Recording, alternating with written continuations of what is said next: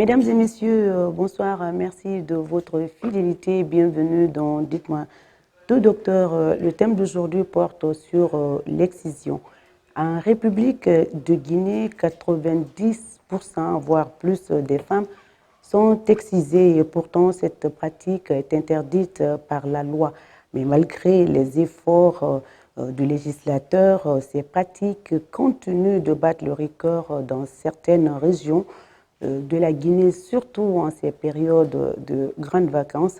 Mais il faut noter quand même que les MGF, disons les mutilations génitales féminines, n'ont aucun bénéfice sur la santé. Selon les estimations de l'OMS, entre 100 et 140 millions de femmes ont subi une forme d'excision. La lutte donc contre cette pratique dans le monde est loin d'être finie. Pourquoi ce fléau perdure-t-il?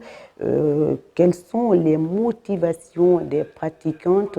Quelles solutions idoines pour mettre fin à ces pratiques? Pour plus de détails et plus de clarifications, nous avons une fois encore invité sur ce plateau professeur Ibrahima Souri Baldé, excusez-moi, médecin gynécologue obstétricien, échographiste à la maternité de l'hôpital national Niazine, responsable de pavillon obstétrique et salle d'accouchement, maître de conférences agrégé des universités. Mesdames et messieurs, encore une fois, bonsoir et bienvenue à tous.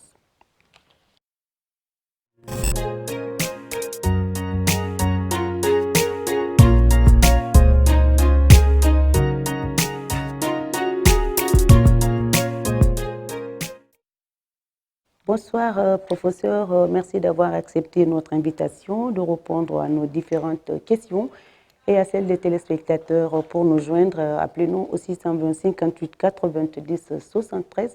En attendant qu'on vous libère l'antenne, nous avons quelques questions pour notre invité et nous revenons à vous après notre invité. Bonsoir une fois encore, professeur. Je disais tout à l'heure, depuis 1990, les actions internationales ont été menées pour mettre fin à ce terme de l'excision. Alors, mais hélas, d'abord, vous allez commencer par nous dire, c'est quoi d'abord l'excision? Merci, Madame Sissoko. Merci de l'opportunité que vous m'offrez de m'avoir exprimé sur ce sujet. L'excision, selon l'Organisation mondiale de la santé, en abrégé OMS, c'est toute ablation partielle ou totale et ou une blessure des organes sexuels externes de la femme pour des motivations culturelles ou à des fins non thérapeutiques. Et depuis 1990, lors de la conférence interafricaine de l'OMS, les termes mutilation génitale féminine ou mutilation sexuelle féminine furent proposés en lieu et place de l'excision. Donc, ce sont des pratiques profondément enracinées dans divers groupes ethnosexologiques de part et d'autre dans le monde. Et elles constituent une forme de violence et de discrimination basée sur le genre à l'égard des femmes. C'est pour cela que l'OMS intensifie cette lutte depuis des années. D'accord. C'est surtout en ces périodes, on parle de l'excision, mais c'est surtout en ces périodes de grandes vacances que nous enregistrons plus de jeunes filles excisées. Bon, vous me direz que tel n'est pas le cas, mais dans les quartiers, quand même, on voit les fêtes par ici, par là, pour célébrer et encore pour respecter ce rite. Professeur Baldé, est-ce que vous pouvez nous dire quelles sont les différentes formes, les différents types d'excision? D'accord, vous avez constaté d'abord que c'est pendant les vacances que cette pratique est le plus souvent réalisée, parce qu'elle est pratiquée le plus souvent sur les jeunes filles, et pendant les vacances, les jeunes filles sont à la maison, donc, et l'acte nécessite un alitement de quelques jours, donc c'est pour cela que les vacances constituent un moment idéal pour ces pratiques. Voilà, l'OMS classe les mutilations génitales féminines en 4 types, selon la sévérité. Le type 1, c'est la clitoridectomie, consistant en une ablation partielle ou totale du clitoris, appelée encore circoncision féminine ou sunna dans certaines communautés. D'accord. Maintenant, le type 2, c'est l'excision proprement dite, consistant en une ablation partielle ou totale du clitoris et des petites lèvres avec ou sans ablation des grandes lèvres. Ça, c'est le type 2. l'excision proprement dite. D'accord. Oui. Maintenant, le type 3, c'est l'infibulation, consistant au rétrécissement de l'orifice vaginal par accolement des petites lèvres et ou des grandes lèvres et avec ou sans ablation du clitoris. Ça, c'est le type 3, l'infibulation. Maintenant, il y a les types 4 qui sont les formes non classées, qui sont représentées par toutes les autres formes ou toute intervention nocive ou potentiellement nocive sur les organes sexuels de la femme, telles que la percée du clitoris, l'incision des lèvres ou l'allongement du clitoris, ou bien l'introduction de substances corrosives dans le vagin afin de le rétrécir.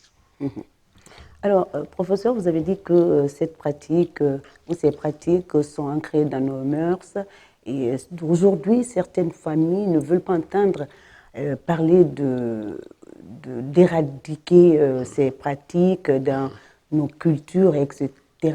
Et puis, vous avez cité les différentes formes ou les différents types, ablation, excision, infibulation non classées. Alors aujourd'hui, on remarque effectivement les familles orientent les enfants dans les centres. Avant, on le faisait peut-être dans les quartiers, les gens n'étaient pas, en fait, il n'y a pas, c'est pas stérilisé les outils qu'on utilise. Aujourd'hui, on voit réellement que les enfants, la famille oriente les petites filles dans les centres. Est-ce que c'est une manière de stopper cette pratique ou c'est une manière aussi d'inviter d'autres à suivre ce chemin à exciser les enfants? Je pense que ce n'est pas une manière de stopper la pratique, au contraire, c'est une manière de la favoriser. Mais bon, à ma connaissance, la médicalisation de l'excision, pour ne pas dire que maintenant ça n'existe pas, parce que ça c'est un terme affirmatif, mais franchement, on ne médicalise plus l'excision. C'est très rare, voire exceptionnel, parce que l'OMS interdit fermement la médicalisation de l'excision. Très bien. Oui. Alors, nous observons un peu dans les quartiers, et nous vivons avec les gens du quartier, c'est les informations, c'est personnel, c'est moi qui le dis. Selon l'OMS, on doit interdire cette pratique. Alors, dans quel contexte l'excision, ce fléau est pratiqué en Guinée? Ok, merci. La Guinée fait partie des pays qui pratiquent le plus l'excision au monde. Elle vient tout juste en deuxième position après la Somalie. Voilà. Et la prévalence était il y a quelques années, je pense selon l'enquête démographique et de santé de Guinée 2005, elle était à 96%. Mais il faut reconnaître quand même que ce taux a considérablement chuté. Parce que on ne voit moins en moins la pratique. Je n'ai pas les chiffres actuels, mais en tout cas, en 2005, le taux était à 96%. Mais ce taux a beaucoup chuté et l'excision est souvent pratiquée par les exciseuses traditionnelles. Et ces exciseuses traditionnelles-là sont le plus souvent des femmes qui sont dans les communautés et dont le savoir a été transmis par leur mère et des femmes qui bénéficient d'un statut particulier au sein de la communauté. De génération en génération. Voilà. Oui. Et concernant le personnel de santé, il s'agissait le plus souvent de sages-femmes ou d'infirmières, alors que l'OMS a fermement condamné la médicalisation des mutilations sexuelles féminines. Mais en termes de législation aussi, il y a une législation en Guinée qui l'interdit. Car selon la loi L 2000-010-AN du 10 juillet 2000, adoptant et promulguant la loi portant sur la santé de la reproduction, il est précisé en son article 13 que sous réserve des dispositions du Code pénal, les actes attentatoires aux droits en matière de santé sexuelle sont incriminés et pénalement reprimés. Et selon la loi L 2008-011 AN du 19 août 2008, les peines sont prévues dans les articles de 407 à 409. Article 407. Quiconque par ces méthodes traditionnelles ou modernes aura pratiqué ou favorisé une mutilation génitale féminine ou y aura participé sera coupable de violence volontaire sur la personne de l'excisé. Et tout acte de cette nature sera puni d'emprisonnement de 3 mois à 2 ans et d'une amende de 3 000 à 1 million de francs guinéens ou de l'une autre de ces peines seulement. Article 408. Si la mutilation génitale féminine a entraîné une infirmité, le ou les auteurs seront punis de réclusion criminelle de 5 à 10 ans ou d'une amende de 1 à 3 millions. Article 409. En cas de complications ou de mort, il y aura une punition de 10 à 20 ans de prison. Mais bon, il faut souligner qu'à côté de cette loi, il y a une jurisprudence qu'il ne faut pas oublier. Laquelle? Voilà, car, bon, à nos connaissances, jusque maintenant, malgré que cette loi est votée, mais aucune affaire concernant l'excision n'a été portée devant la justice. Devant les tribunaux, Donc, oui. la loi existe, mais elle est en quelque sorte Justement, caduque, car non appliquée. Voilà. C'est ce que je voulais dire justement. Cette pratique ou ces pratiques sont interdites ou restreintes dans la plupart des pays où c'est pratiqué, mais elles sont la législation ou la législation est souvent peu appliquée sur ces auteurs, ces femmes exciseuses. Oui. Alors c'est pourquoi moi je dis dans les quartiers, professeurs, il faut le dire, dans les quartiers, surtout en ces périodes, on voit les jeunes filles fêter ou respecter ce rite. Oui, souvent c'est cérémonial. Voilà, c'est cérémonial. Voilà. Professeur, moi j'aimerais que nous revenions un peu sur les différents types que vous avez cités, ablation, excision, infibulation. Bon, les trois. Quel est le cas le plus grave sur la femme? Le cas le plus grave, Oui, c'est ablation, Ouais. infibulation, la pratique où on enlève carrément la moitié. Oui, excusez-moi. Bon, Oui, allez-y. pratiquement tous les cas sont graves. D'accord. Mais la sévérité varie selon le type. Donc le type 1 est moins sévère que le type 2. Le type 2 aussi est moins sévère que le type 3. D'accord. C'est ça. Professeur, est-ce que l'on peut parler un peu l'âge où c'est pratiqué chez la jeune fille ou chez l'adolescent? Parce qu'on observe quand même dans certaines régions, les adolescentes aussi subissent l'excision, hein, surtout en forêt. Oui. Surtout en forêt.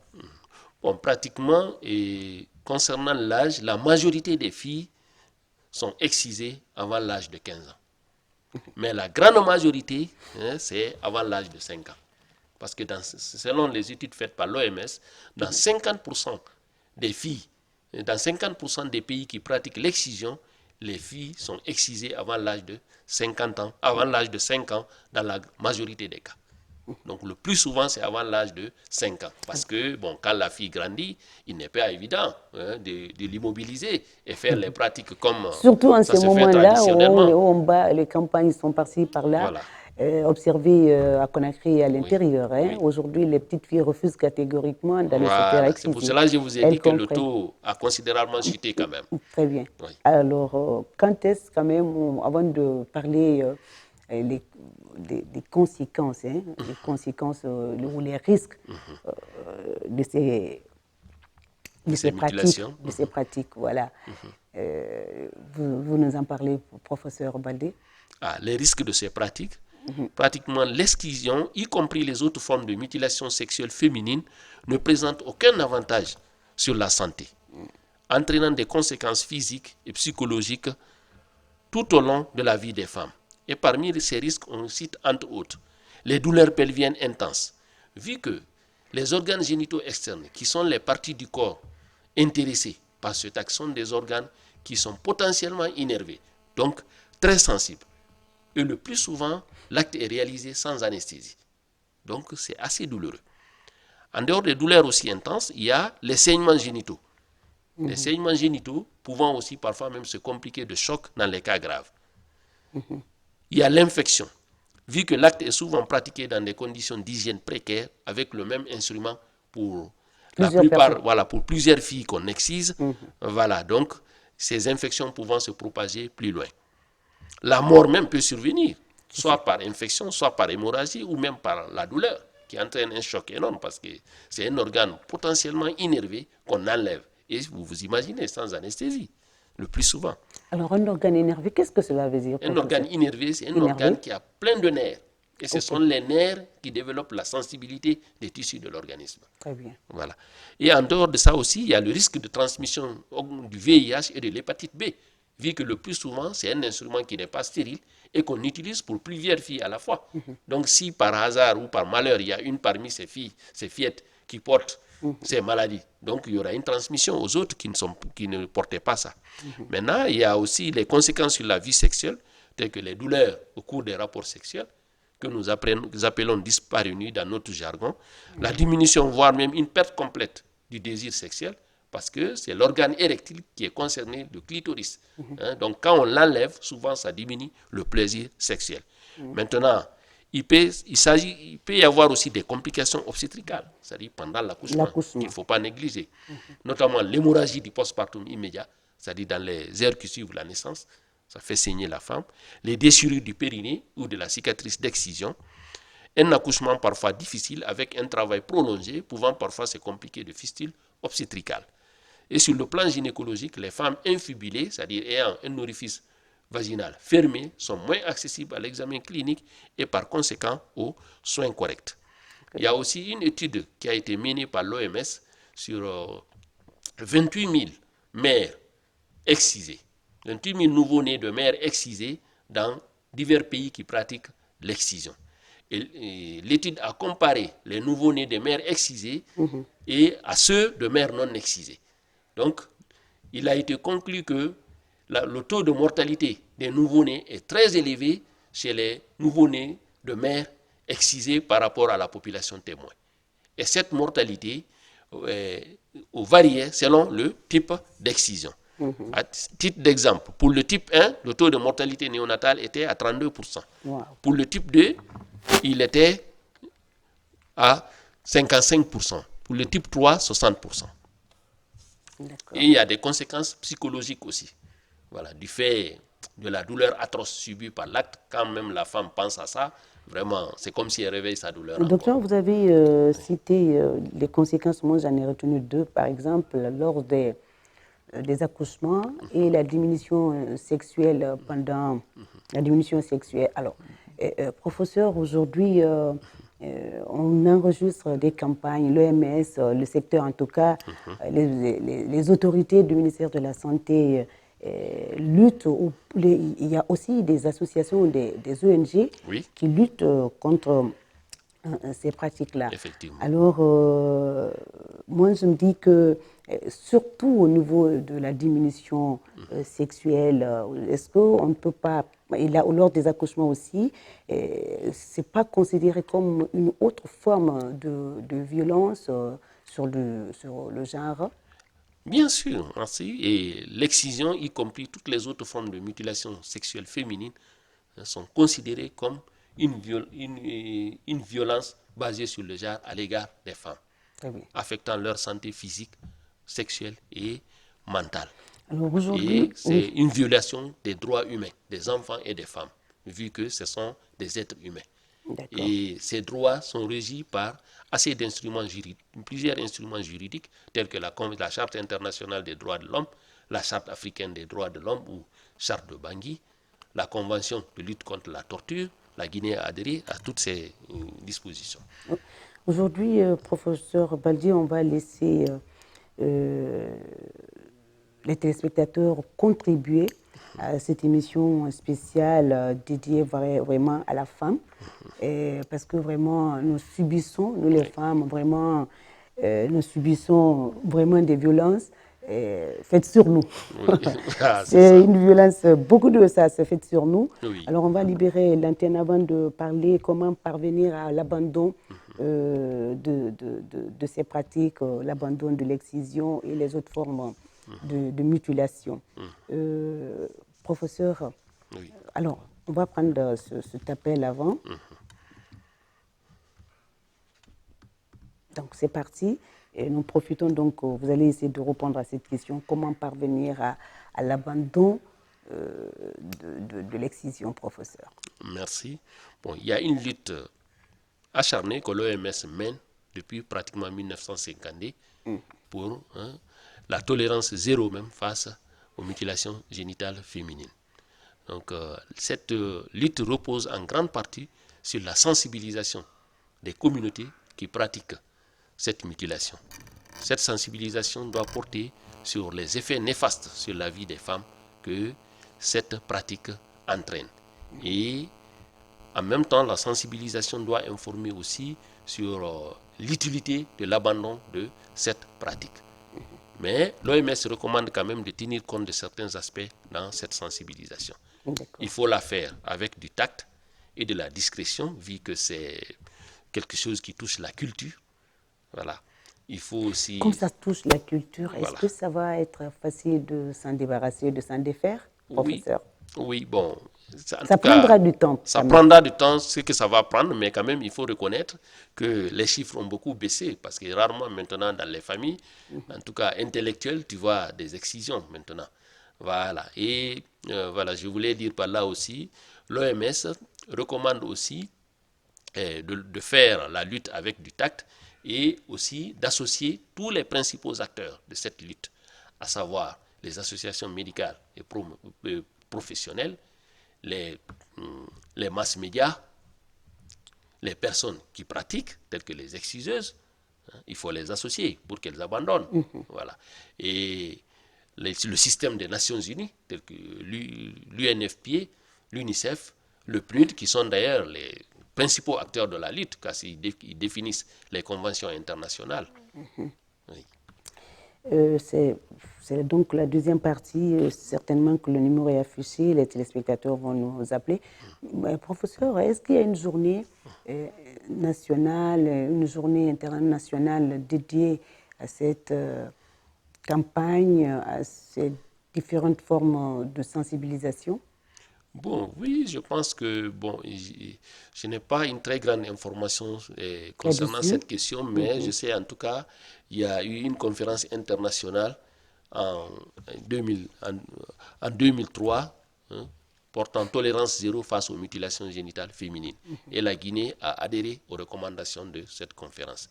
La Guinée même a établi un plan d'action de lutte. Il y a eu création même au sein du ministère des Affaires sociales d'une cellule qui s'occupe de la lutte contre les mutilations génitales féminines, qu'on appelle CPTAF. Ok. Professeur, aujourd'hui, vous allez prodiguer quelques conseils. Vous allez aussi profiter de cette tribune pour faire passer des messages à l'endroit de ces femmes exciseuses et à l'endroit aussi, comme je le dis, des infirmières qui pratiquent aussi dans les centres. Comme vous dites que c'est plus faisable, mais bon, je me réserve un peu. Donc, on va prendre cet autre appel. C'est parti. Quels sont les messages que vous pouvez prodiguer, professeur, avant un autre appel? D'accord. Bon, pratiquement, ce que je pourrais prodiguer, vu toutes les conséquences et les complications que je viens d'énumérer, et je conseillerais vraiment à la population, à nos communautés, d'abandonner ce rite, parce qu'il n'a aucun avantage sur la santé. Sur la santé. Au contraire, il dégrade la santé. Il y a des effets néfastes, voilà. Des effets néfastes sur la santé de la femme. Voilà, c'est vrai. Ces communautés ont des motivations profondément ancrées. Voilà, donc même on peut en parler aussi ici, mais il faut reconnaître. On en parlera tout à l'heure, on va profiter, on va prendre cet appel, professeur. Ouais. Allô? Allô, oui, bonsoir, monsieur. Allô? Alors, on va continuer. On a un autre appel. Allô? Allô? Allô? Allô, oui. Bonsoir, madame. Bon, nos appels entrent et repartent. Oui. On ne connaît pas la raison, mais ça vient de toute façon. Allô? Allô? Allô? Allô, oui. Bonsoir, monsieur. Oui, vous allez bien? Oui, votre nom, d'où vous nous appelez? Oui, vous allez bien? Oui, ça va. D'où vous nous appelez? C'est monsieur? Je m'appelle Lamine Mara, de l'ONG AFASCO. Oui, nous vous écoutons, monsieur Mara.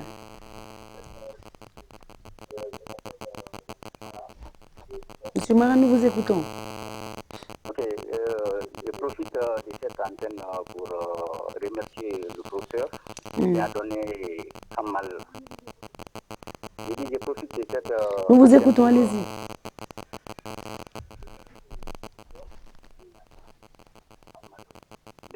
question. Oui, allez-y. Moi, je dirais tout simplement que c'est une mauvaise pratique et qu'il est temps maintenant d'abandonner cette mauvaise pratique. Parce qu'elle n'a pas vraiment d'importance. C'est par rapport à faire, je dirais ici,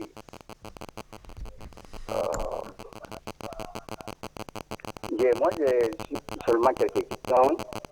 Oui, allez-y, monsieur Mara, nous vous écoutons.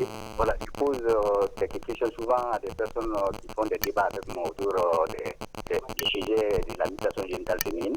Oui. Souvent, je les pose la question, je dis pourquoi la maman de la fille ne participe pas à l'excision de sa fille. Elle est inquiète, pourquoi elle est angoissée. Vous avez compris, professeur. Reprenez, monsieur Mara, on n'a pas compris ce passage. Voilà, j'ai dit. Oui. Souvent, quand je fais le débat avec les personnes autour des questions de mutilation génitale féminine, oui.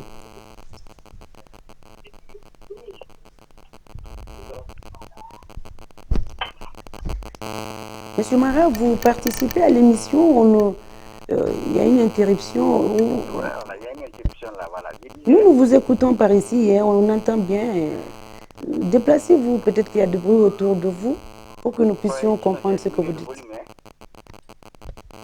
Ça, vous me recevez? Oui, on vous reçoit. Voilà, je disais. Oui. Professeur, est-ce que vous avez compris quelque chose? Moi, en tout cas, apparemment, je n'ai rien compris. Il avait l'intention de poser des questions intéressantes, mais on n'a rien su. Allô? Allô? Allô? Oui, bonsoir, monsieur. Oui, bonsoir, madame. Votre nom, d'où vous nous appelez? Oui, mon nom c'est M. Fofana Moussa. Monsieur Fofana, nous vous écoutons.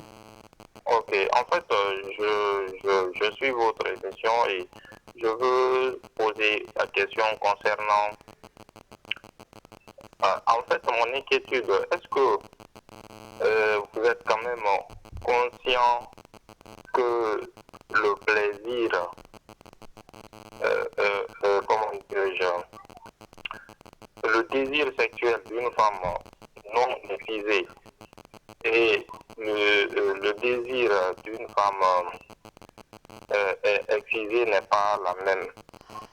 Et vu notre société, l'image que donne la femme dans notre société, l'intérêt que les femmes représentent dans nos familles, est-ce que vous croyez que quand les femmes ne sont pas excisées, pourraient avoir les mêmes comportements? C'est la question? Oui. Très bien. Okay. Alors, c'est pas mon avis demandé. Oui. C'est votre professeur. Bon, pratiquement. Alors, la différence entre femmes excisées et le plaisir entre femmes excisées et non excisées. Et puis, est-ce que le comportement aujourd'hui, quand elle ne l'est pas, est-ce que c'est pareil? Bon, pratiquement, c'est voilà, ça dit ce qu'il vient d'expliquer, ça fait partie même des motivations de nos communautés qui pratiquent cette excision. Si. Voilà, parce que l'une des motivations, c'est que c'est le contrôle de la sexualité des femmes et le maintien de la domination masculine. Car pour ces communautés, c'est-à-dire quand on excise la femme, on diminuerait le plaisir sexuel. Elle peut se contenir un peu. Voilà, donc cela va l'éviter certains comportements à l'âge adulte tel que l'adultère, donc ce qui pourra garantir, c'est-à-dire l'honneur de la famille de la femme et du mari. Mais ça, c'est une pensée, carrément. Mais généralement, ça ne s'explique pas. Voilà, ça ne s'explique pas. L'excision est considérée comme une violation basée sur le genre. On ne cherche pas à diminuer le plaisir sexuel de la femme parce que ça fait partie aussi de sa santé. Quel que soit paix, je pense que le comportement dans l'avenir ou dans le lieu du mariage, ça varie selon l'éducation. C'est l'éducation, voilà. C'est le mot. C'est ça. Allô? Allô? Oui, allô? Bonsoir. Oui, bonsoir monsieur. Votre nom, d'où vous nous appelez? moi, c'est M. Kava, je vous appelle depuis Lambaye. Nous vous écoutons, Monsieur Kava. Ok. Moi, je viens de prendre l'émission en mars. Mhm. Bon, il y a tout récemment là, bon, ma fille, mes soeurs ont voulu prendre mes filles là, aller la faire excuser. Bon, vraiment, je me suis opposé Mhm. à celle-ci. Bon, souvent, à chaque fois, elle vient me voir pour pouvoir me convaincre. Maintenant, vraiment, j'ai envie de désister, mais je voudrais demander à docteur quels sont réellement les arguments qui peuvent me donner pour que je puisse résister. Parce que des fois, je dis, souvent on me dit que c'est quelque chose qui n'est pas prescrit dans le Coran ni dans la Bible, tout ça là. Oui. Mais Donc, justement, bon, je voudrais justement que le docteur me donne des arguments. de détails pour que je puisse m'argumenter devant mes soeurs. D'accord. Alors, il est devant la tentation là. Oui. Il veut des arguments pour Oui. fuir ses sœurs qui lui mettent la pression. Oui. C'est vrai, professeur, on aurait vraiment... C'était une opportunité pour nous de voir un religieux autour de cette table pour donner son avis par rapport à ça. Oui, On dit que ce n'est pas écrit dans le Coran, mais Ni nous, la là, Bible. nous l'appliquons. Oui. Et son avis serait bien, mais malheureusement, peut-être que nous y reviendrons dans nos prochaines C'est ça. émissions. Et professeur, vous en dites quoi? Le monsieur là, il est dans une situation un peu compliquée, vous ne trouvez pas? Pratiquement, c'est un très bon cas. Voilà, parce que l'une des motivations aussi, ce sont les croyances liées à la religion. Bien qu'aucun texte religieux ne prescrive N'a cette été- pratique, ni le Coran, ni la Bible. Et la pratique se retrouve aussi bien dans les populations musulmanes, chrétiennes ou animistes. Oui. Voilà. Donc, je conseille à notre cher frère vraiment de maintenir sa position. Car en l'acceptant, c'est une violation de la santé de ses filles, avec toutes ces complications que je viens d'énumérer. Vous pouvez les rappeler parce qu'il dit Voilà. qu'il vient de suivre Notamment. voilà, le train en marche, Oui. de prendre le train en marche plutôt. Professeur, rappelez ce type d'excision pour lui permettre, lui, de pouvoir expliquer ça à ses sœurs. Voilà pourquoi je n'accepterai pas ce que ma fille subisse un peu cette violation. Cette violence basée sur le genre. Basée sur le genre, oui. Merci beaucoup. Voilà. Donc, on disait entre autres les douleurs pelviennes intenses, car les organes génitaux externes de la femme sont très innervés et ce sont ces organes qui sont intéressés. Et le plus souvent, l'acte est réalisé sans anesthésie. Vous imaginez, même un adulte, on te coupe une partie du corps comme ça, sans anesthésie, c'est que cela entraîne. Ça fait très Surtout mal. encore, les organes génitaux sont des parties très sensibles du corps. Il peut s'agir aussi des hémorragies génitales, secondaires à l'acte. L'infection, vu que le plus souvent l'acte est réalisé dans des conditions précaires, parce que dans les hôpitaux, si on fait la chirurgie, c'est-à-dire on coupe les tissus de l'organisme, mais on utilise des instruments stériles.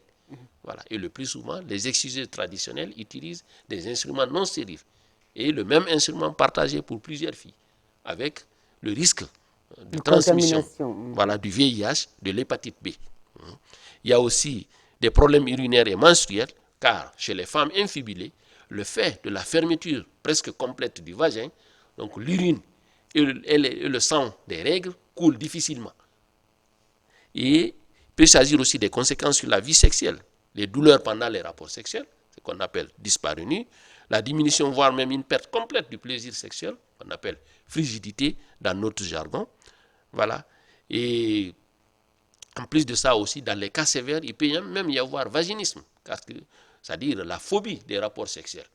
Il y a des études qui ont montré que chez beaucoup de femmes excisées ont peur des rapports sexuels. Et le plus souvent, moi je reçois parfois en consultation des jeunes filles qui viennent de se marier, mais qui ont des difficultés énormes avec leur époux pour même le premier rapport sexuel. Les gens me les amènent croyant qu'elles étaient infibulées. Parfois j'examine, je trouve que non, ce n'était pas une infibulation. Elles étaient mutilées, mais ce n'était pas une infibulation. Donc elles ont une perte complète du plaisir sexuel le plus souvent. Oui. Alors, peut-être que si je retiens plus... Sans oublier aussi les complications obstétricales, l'hémorragie après l'accouchement, la déchirure du périnée et la mortalité des nouveau-nés aussi, du fait de la sténose cicatricielle des voies génitales. Oui. Qui entraîne un traumatisme. Si le monsieur qui a posé la question aussi, je crois qu'il a des arguments maintenant solides Oui. pour pouvoir Pour se convaincre défendre. sa famille. Surtout ses sœurs. Hein. Oui. Allô? C'est ça. Allô? C'est parti. On va attendre un autre appel. Ce monsieur a de sérieux problèmes, professeur. Ah oui, bien Il a sûr. besoin des arguments. Oui. Allô? Allô? Bonjour, madame. Oui, bonjour. Votre nom? D'où Bonjour, vous nous madame. Oui, bonjour, monsieur. D'où vous nous appelez?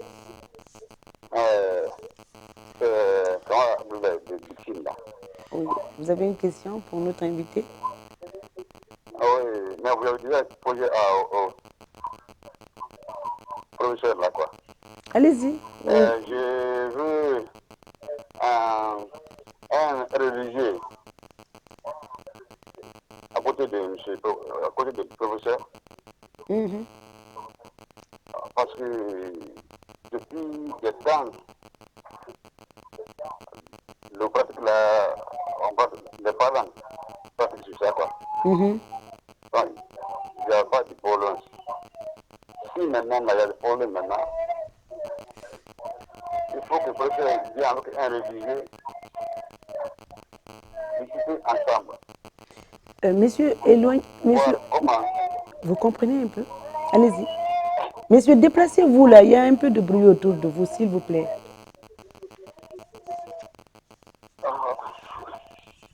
Alors, Oui.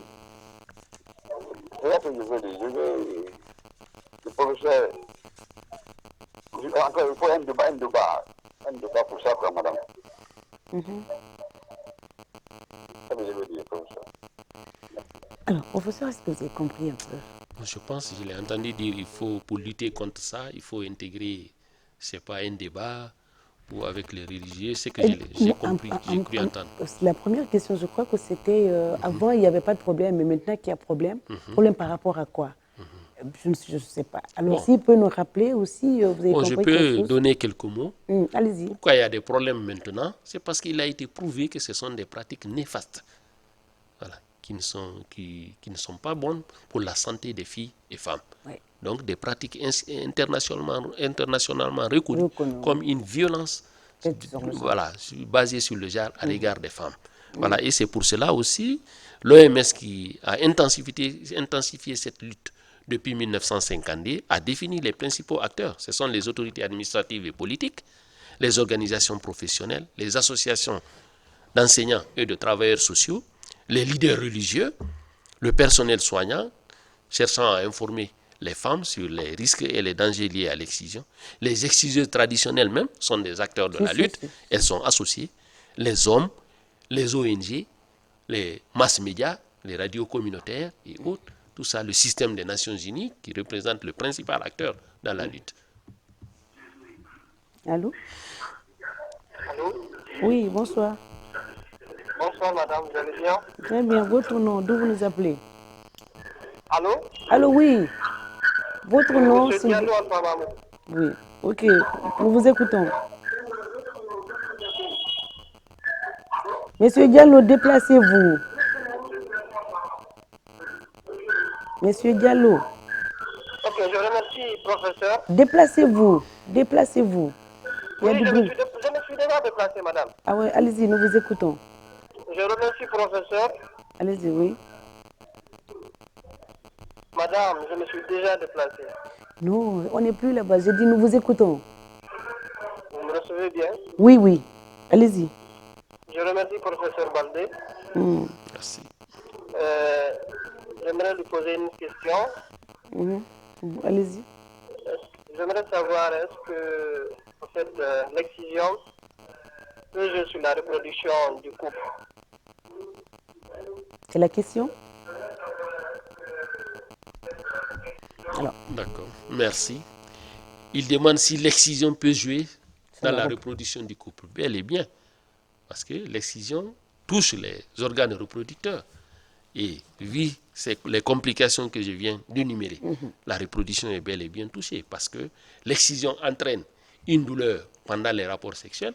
Quand la femme a mal pendant les rapports sexuels, elle ne va pas les accepter. Hein? Et pour qu'il y ait reproduction, il faut bel et bien qu'il y ait un rapport sexuel normal Évidemment, et évidemment. complet. Il y a une perte du plaisir sexuel, donc qui n'aime pas quelque chose ne s'approche pas. Voilà. Et il y a aussi complications pendant l'accouchement, les mortalités de l'enfant, suite au traumatisme qu'il subit lors du passage des voies génitales qui sont rétrécies par les cicatrices d'excision. Alors, il a compris, ça joue Oui. à la reproduction. Allô? Allô? Allô? Allô, oui. Bonjour. Oui, bonjour. C'est Kaninde. Allô, bonjour. Votre nom, madame, s'il vous plaît? D'où vous nous appelez? C'est Kaninde. Hein? C'est Kaninde. Sissé, voilà. Madame Sissé, nous vous écoutons. Oui, c'est à propos de la question que vous avez posée au docteur. Laquelle? Oui, concernant une journée internationale de lutte contre l'excision. Oui, le 6 février.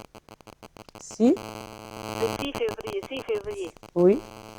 est reconnu comme la journée internationale de tolérance zéro contre Ah, les d'accord. LCR. S'il y a une journée dédiée à cela, Le 6 d'accord. février, d'accord. Oui, le 6 Merci février. beaucoup, madame Sissé. D'accord, je vous en prie. Allez, C'est tout. c'est aimable, hein? Merci. Alors, c'était vraiment Oui. une question que le professeur il a dit qu'il ne se rappelle plus. Voilà. Mais voilà. Et merci beaucoup. C'est sa manière de contribuer à cette Merci émission. pour cette contribution. Voilà.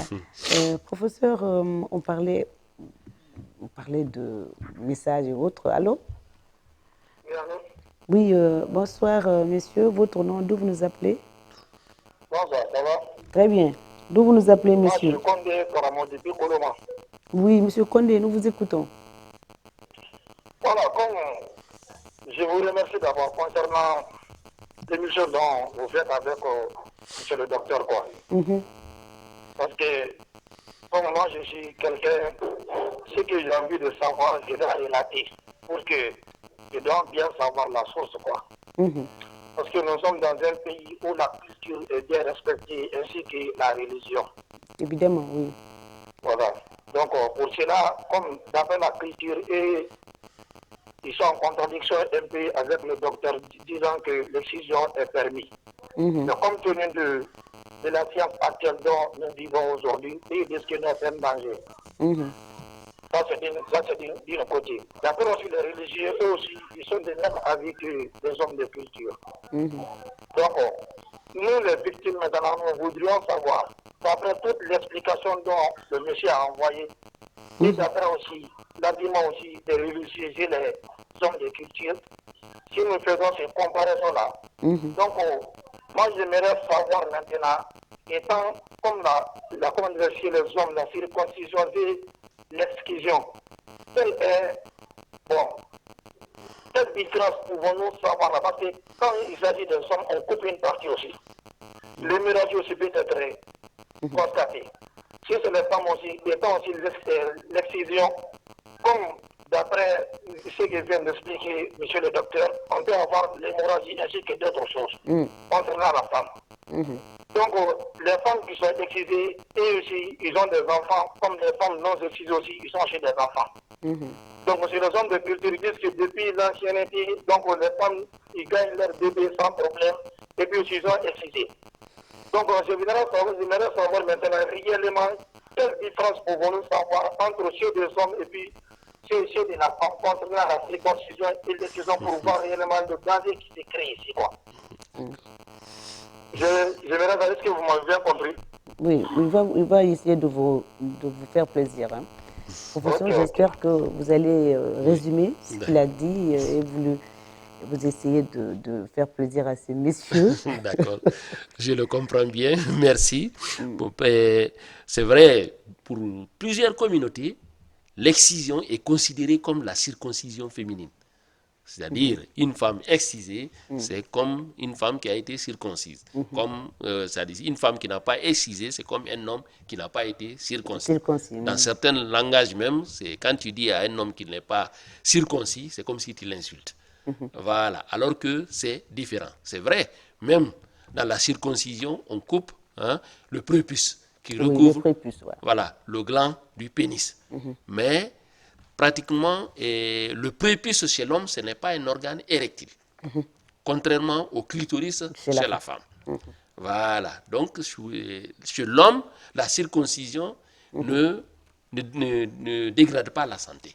D'accord. Pratiquement, si elle est faite dans les règles de l'art, c'est-à-dire à l'hôpital. Par contre, professeur, Voilà. c'est pour enrichir un peu ce que vous dites.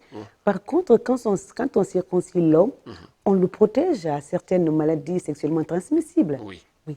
Par contre, chez la femme, c'est l'inverse, non? Bon, pratiquement... La femme est exposée, comme vous l'avez dit, avec des couteaux non stérilisés, tout ça. Voilà, c'est pour cela que je viens de dire si la circoncision est faite dans les règles de l'art, Oui. c'est-à-dire à l'hôpital, par un spécialiste, par un médecin urologue, voilà. Sinon, les deux situations diffèrent. Alors que l'excision chez la femme cherche à enlever l'organe érectile de la femme. D'accord. Voilà. Ok, il doit comprendre ça. Voilà, C'est ça la le différence. gland du clitoris, que certaines communautés considèrent comme un organe impropre. Donc, à cause de ça, elles font l'excision pour rendre les femmes attrayantes. Voilà, pour elles, c'est-à-dire les organes génitaux externes de la femme ne sont pas propres. Donc, pour la purifier, il faut la débarrasser de ces organes. Ouais. Donc, c'est ce que ces communautés... Demande pureté, Voilà. chasteté, tout ça. Voilà. Ça se justifie Certaines pas. pensent aussi au maintien d'une identité ou d'une tradition culturelle. Si. Car ils ont trouvé ce tact avec leurs parents. Il faut le donc, faire. il faut qu'ils continuent à perpétuer. Maintenant, pour d'autres aussi, ce sont des raisons d'esthétique, la protection de la virginité, la lutte du vagabondage sexuel, l'augmentation du plaisir sexuel chez le mari et l'augmentation de la chance du mariage. Dans les communautés où le mariage se fait au sein de la famille, donc si les filles ne sont pas excisées, elles ont des difficultés parce que toute la famille sait qu'elle n'est pas excisée. Parce que quand on fait l'excision, on organise une cérémonie. Très bien. Oui. Professeur, je crois qu'on va revenir sur ce thème une prochaine fois pour encore donner plus de détails et avoir un religieux ici qui va donner son avis. Comme ce n'est pas écrit dans le Coran, c'est donc la fin de cette émission. Message juste à l'endroit. Professeur, on a une minute. On a une minute très rapidement. Un message à tous qui regardent cette émission à travers la chaîne nationale. Merci bien. Il faut souligner que l'excision ainsi que les autres formes de mutilation génitale féminine sont un fait de société aux conséquences médicales, physiques et psychologiques reconnues de tous. Et des pratiques profondément enracinées dans nos communautés, leur éradication ne serait possible qu'après une lutte coordonnée entre décideurs politiques, praticiens et populations cibles. Merci. C'est sur ces mots que nous vous disons au revoir, chers téléspectateurs. Je rappelle que nous étions avec professeur Baldé Ibrahima Souri, médecin gynécologue obstétricien, échographiste à la maternité de l'hôpital national Niassine, responsable de pavillon obstétrique et salle d'accouchement, maître de conférences agrégé des universités. C'est sur ces mots que nous vous disons également au revoir. On se retrouve la semaine prochaine. Peut-être qu'on va poursuivre ce sujet, professeur l'excision, et avoir d'autres avis autour de ce sujet dans cette émission. Merci à l'équipe technique du dimanche. On se retrouve la semaine prochaine si Dieu le veut bien. Merci et à très bientôt.